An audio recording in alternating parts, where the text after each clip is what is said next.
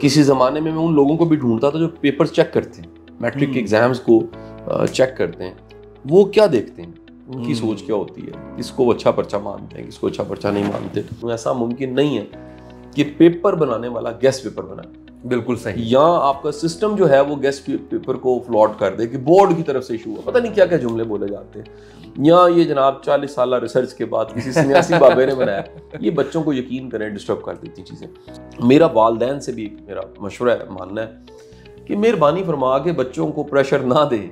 ये हम कोई गन्ने की वो मिल नहीं है जिसमें से रो निकालनी है हमने और हम प्रेशर देंगे तो नंबर आ जाएंगे। ये जागने से गेन आपकी मेमोरी डिस्टर्ब होती है। बिल्कुल एक प्रॉपर नींद, 5-8 घंटे की नींद प्रॉपर, ये बहुत जरूरी है। बिस्मिल्लाहिर्रहमानिर्रहीम, अस्सलामुअलैकुम। मैं उसामा तैयब और मेरे साथ हमेशा की तरह जनाब सैयद कासिम अली शाह साहब मौजूद हैं। सैयद कासिम अली शाह साहब के जो खासियत है वो ये है कि किसी भी मकतबा फ़िक्र का शख्स हो, किसी भी एज ग्रुप का शख्स हो, उसके लिए इनकी कही हुई बात, इनकी दी हुई ट्रेनिंग, इनकी लिखी हुई किताबें, वो यकीन कीजिए कि अल्लाह के फजल करम से माशाल्लाह लोगों की ज़िंदगियाँ जो है वो बदल देती है। और आज भी हम जो मौजू लेके आए हैं वो इतना अहम है और वो मैं तो नन्हे मुन्ने ही कहूँगा अब इस उम्र में आके कि नन्हे मुन्ने बच्चे हैं मैट्रिक के हमारे, जो कि ज़ाहिर है कि परेशान भी हो रहे होंगे क्योंकि उनके एग्ज़ाम्स चल रहे हैं। तो ये मौजू आज ख़ास कर उन बच्चों के लिए है जिनके मैट्रिक के इम्तहानात शुरू हुए चाहते हैं। इस हवाले से हम शाह साहब से आज गुजारिश करेंगे कि हमारी रहनुमाई फरमाएँ और बताएँ कि बच्चों को इन मैट्रिक के इम्तहानात के लिए किस तरीके से तैयारी करनी चाहिए, क्या क्या चीज़ें करनी चाहिए, क्या क्या चीज़ें छोड़नी चाहिए। छोड़ने से मुराद ये नहीं कि आपको हम कोई पर्चा बता रहे हैं कि उसमें आपने क्या छोड़ना है, रूटीन के अंदर क्या छोड़ना चाहिए। Sir thank you so much, आपका बहुत स्केड्यूल आज बिजी था, बड़ी मुश्किल से जो है वो टाइट हो गए। पहले लेक्चर हमें इस पे बातचीत करनी हो जानी चाहिए थी। सर बताइएगा कि किस तरीके से तैयारी अच्छे तरीके से मैट्रिक के बच्चे कर सकते हैं, इम्तिहान बिल्कुल जो है वो शुरू हो रहे हैं। अच्छा, मैं उसामा साहब एक तो शुक्रिया अदा करूंगा कि आपने इतना ज़बरदस्त आज मौजू का इंतखाब किया है।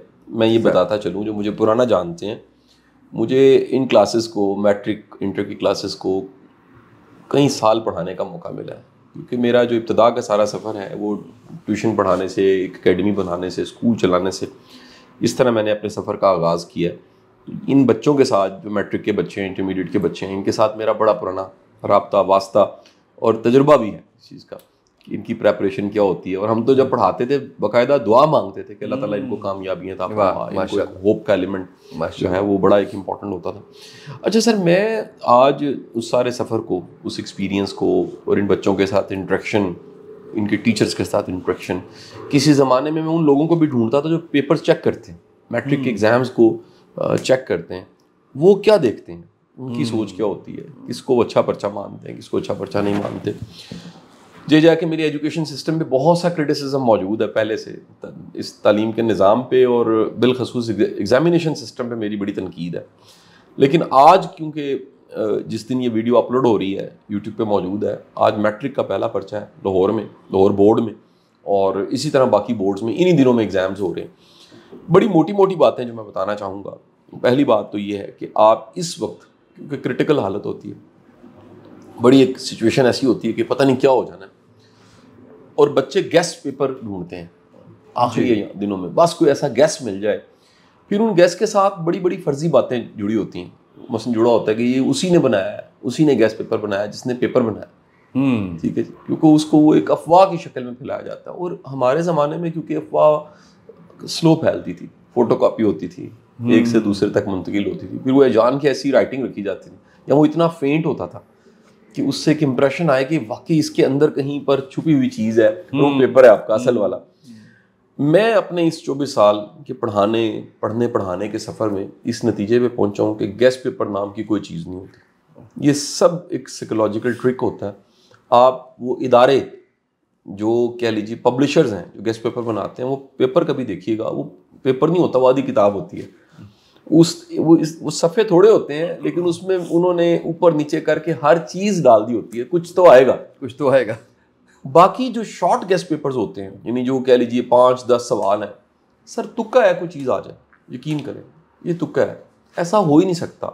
जितना मर्जी सिस्टम ख़राब हो जाए, उस खराबी सिस्टम की निशानदेही करने के बावजूद मैं एक बात वाज़ह कर दूँ, ऐसा मुमकिन नहीं है कि पेपर बनाने वाला गेस्ट पेपर बनाए। बिल्कुल सही। या आपका सिस्टम जो है वो गेस्ट पेपर को फ्लॉट कर दे कि बोर्ड की तरफ से इशू है, पता नहीं क्या क्या जुमले बोले जाते हैं।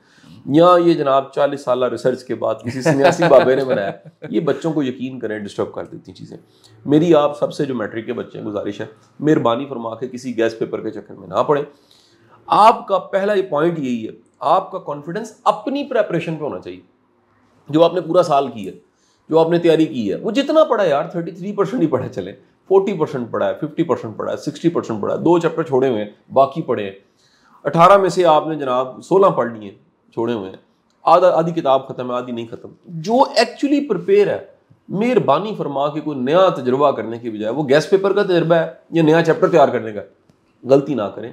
जो तैयार है उसको बेहतरीन तरीके से तैयार करके रिवाइज कर लें। मतलब ये भी नहीं कि आप अब नया कोई चैप्टर शुरू कर लें, सिरे से गलत है। असल में होगा वो याद हो जाएगा और वो भूल जाएगा जो याद था।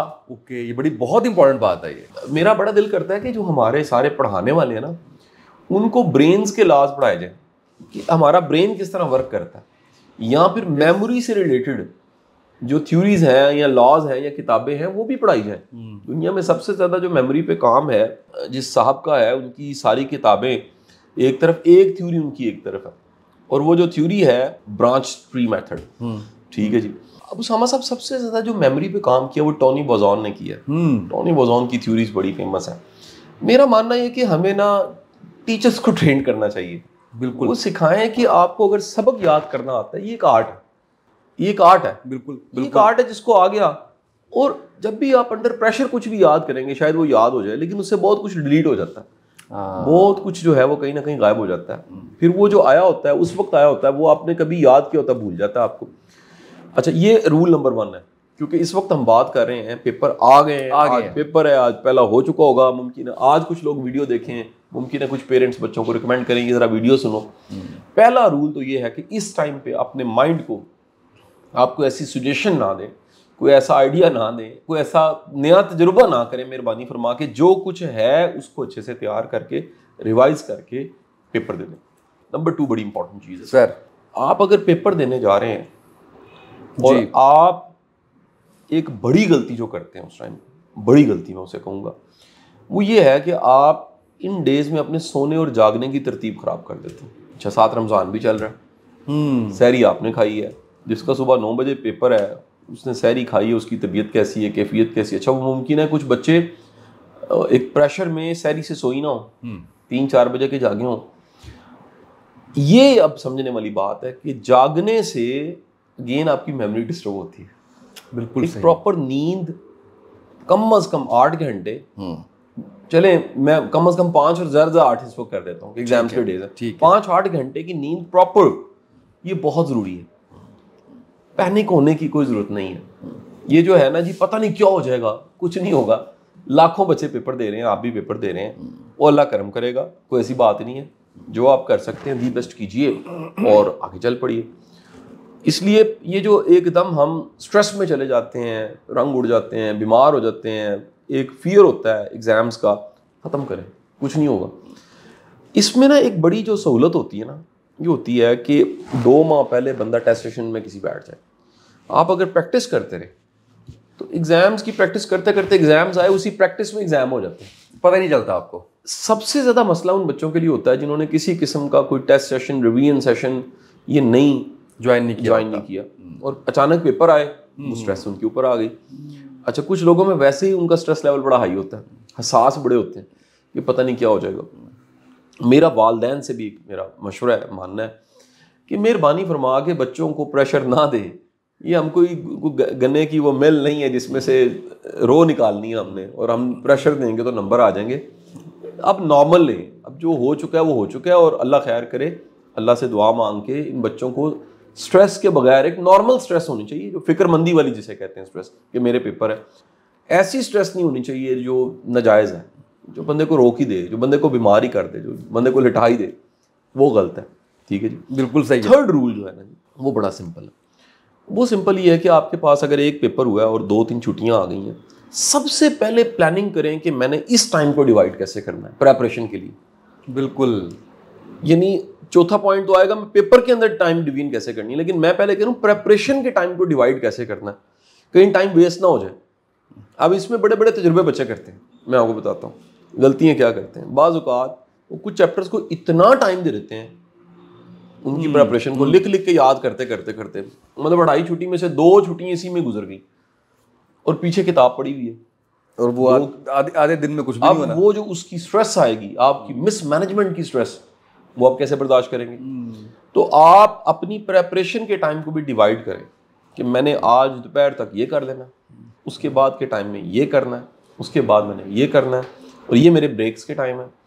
बाज़ औक़ात एक पेपर बहुत अच्छा हो जाता है, बच्चा उसकी एक्साइटमेंट में मैच खेलने चल जाता है उसकी एक्साइटमेंट में वारागर्दी करता है, उसकी एक्साइटमेंट में वो कहता है जी बस अब तो जैसा हो गया ना, सारी हो जाने हैं, और नतीजा ही होता है सर कि वो और बेड़ा गर्क कर देता है अपना।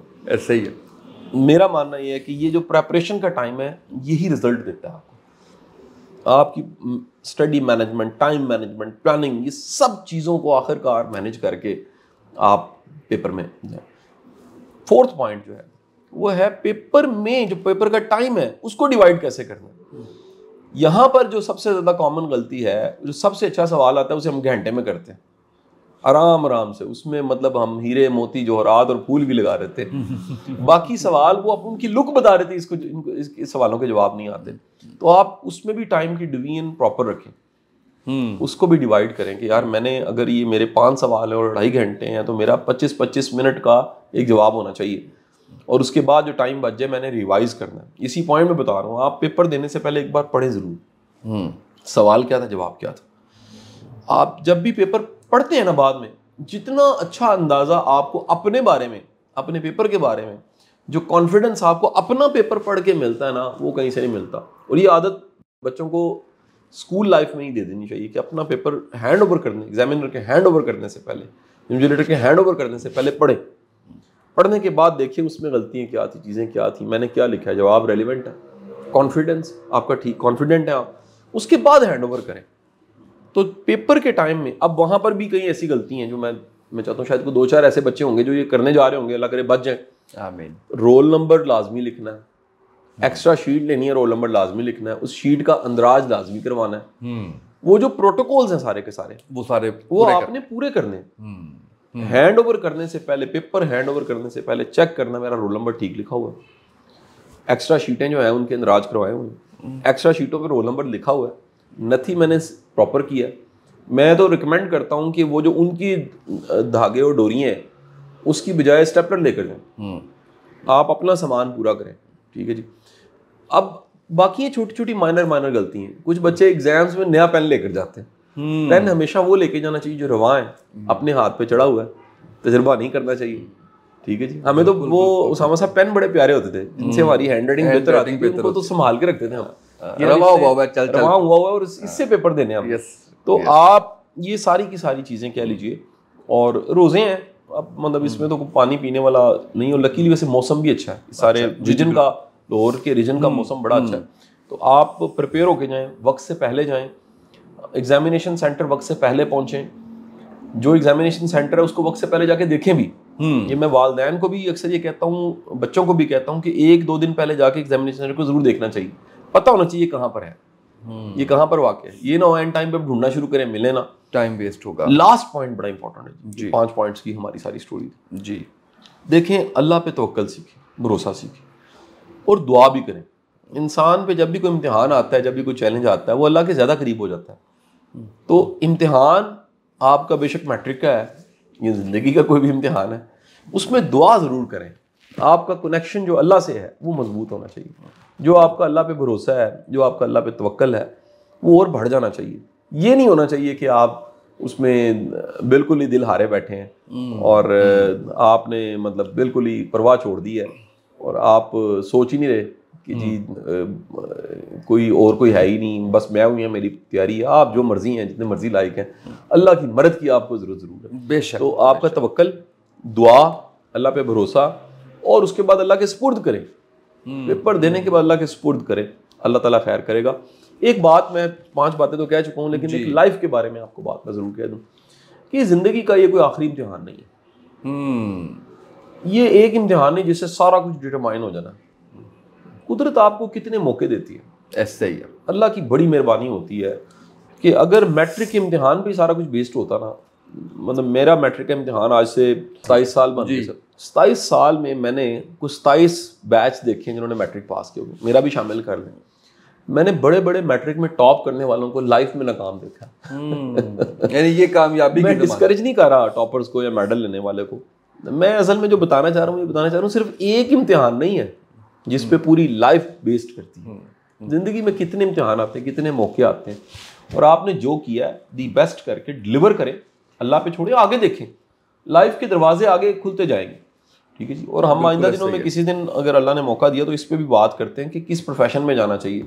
वाह वाह, ये असल में फील्ड ही 4-5 है, कोई इतना कोई लंबा चौड़ा तो मसला है ही नहीं है। मैट्रिक के बाद FSC है, प्री इंजीनियरिंग, प्री मेडिकल है, ICS है, जनरल साइंस है, आर्ट्स है, ICOM है, 3 साल का डिप्लोमा है। आपको कहाँ से सफ़र शुरू करना चाहिए, इस पे बाकायदा की डिस्कशन भी बिल्कुल ठीक हो गया। अच्छा, मैं थोड़ा सा ये जानना चाह रहा था आपसे कि आपने चले एग्जैक्टी का तो बता दिया, मैं ये भी एक सवाल करना चाह रहा था, रमज़ान का भी काफ़ी हद तक आपने टाइमिंग इसमें बता दी, ईद से भी एक दिन पहले पर्चा है, उसका कोई क्या किया जाए? बच्चों ने ज़ाहिर है ये कोई इतनी ज़्यादा एज तो नहीं होती, इसमें ईद की भी खुशी होती है, तो वो उसको कैसे सर मैनेज किया? मेरा तो ख्याल है उनको डबल खुशी होनी चाहिए उस दिन। अच्छा, कि एक इधर पर्चा हुआ, खत्म हुआ, और अगले दिन ईद है, अगले दिन सेलिब्रेट करें। बिल्कुल ठीक है, ये चीज़ों को मसला नहीं बनना चाहिए। आपको ये बताऊं कि जो हमारे दोस्त मुकाबले का इम्तिहान देते हैं उनके एक दिन में 2-2 पर्चे होते हैं। मुझे मेरा ख्याल है जिंदगी में कहीं 1-2 दफ़ा ऐसे वक्त है कि एक दिन में 2 पर्चे, सुबह भी शाम भी, आपका हाथ रह गया होता है, 6-6 घंटे लिखना है आपने, नॉर्मल। जब ये है अब है, इसको तो आप बदल नहीं सकते। अब ये तो नहीं हो सकता अब रोते रहें, कुड़ते रहें, क्यों हो गया, कैसे हो गया, नहीं होना चाहिए, हो गया, आगे चले, अल्लाह खैर करेगा इंशाल्लाह, अल्लाह अपना करम करेगा इंशाल्लाह। बिल्कुल ठीक है सर, बहुत शुक्रिया। बड़े शानदार तरीके से आपने बताया बच्चों को, और आपने तो 5 पॉइंट्स कहे हैं, लेकिन पॉइंट्स इसमें से काफ़ी ज़्यादा निकलते हैं, 8-10 पॉइंट निकलते हैं जो वालिदैन के लिए भी हैं, जो बच्चे इम्तिहान देने जा रहे हैं उनके लिए भी हैं। और मैं ये समझता हूँ कि ये ऐसी चीज़ें हैं कि शायद मैं अगर अपनी बात भी करूँ कि हमारे ज़माने के अंदर अगर ये गाइड की जाती है, खैर काफ़ी हद तक जो है वो गाइड करने वाले थे, मैं ये नहीं कह रहा कि हमारे उस्ताद गाइड नहीं करते थे, लेकिन जिस शानदार तरीके से शाह साहब ने आज गाइड किया आपको, अब मुझे उम्मीद है कि ये सुनने के बाद, ये देखने के बाद आपकी जो पेपर को लेके जो आपका डर, खौफ और जो गलतियां आप करते हैं इंशाल्लाह वो कंट्रोल हो जाएंगी। आज के इस प्रोग्राम से इतना ही, इजाज़त दीजिए, अल्लाह हाफ़िज़।